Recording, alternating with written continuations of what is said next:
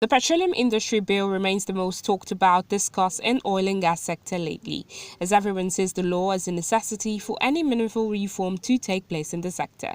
It is against this reality that the Civil Society Legislative Advocacy Center, CISLAC, and Facility for Oil Sector Transparency and Reform, FOSTER, organized the stakeholders dialogue at addressing the lacunas bedeviling the passage of the bill.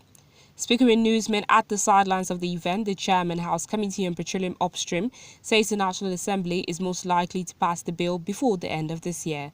He also outlines some challenges that might be encountered before the passage of the bill. We are working very hard on it. I don't think it will go beyond this year. I said so. I don't think it will go beyond this year. What happens to it again becomes the issue of the executive, who don't sign laws. The only way I expect if they will be challenged is the issue of the host community, where we now what percentage will go to the host community and what percentage will go to what we call accelerated or attached communities. Because where exploration is taking place is not the same with where pipeline is just passing. Those are the issues, and how would their interest be secured?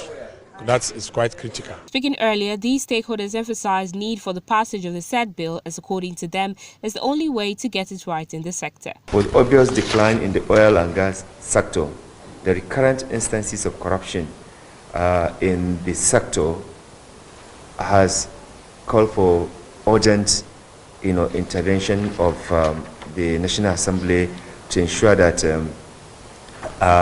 the divestment of the interests of the international oil companies, losses of revenue amounting to about 200 billion. So we believe that if there's any time that National Assembly should actually fast track this process, is now, so that the country will not continue to face the kind of embarrassment we have witnessed in the last couple of weeks. I think right now we come to 30. I mean, 5 years ago, 68. And every year now we do 3 months later, jobs go through, months later. And the one of the crisis we had about 2.5 years ago, we were 3 months ago cycle when there was violence in the office. And we had collective crisis because that we were doing a lot of fights all sector players in the Nigerian industry.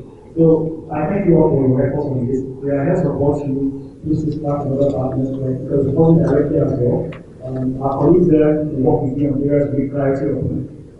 Call us at any time, or any number of anything about the job. We have no agenda, but the agenda of what we do for Nigeria, what's best for us.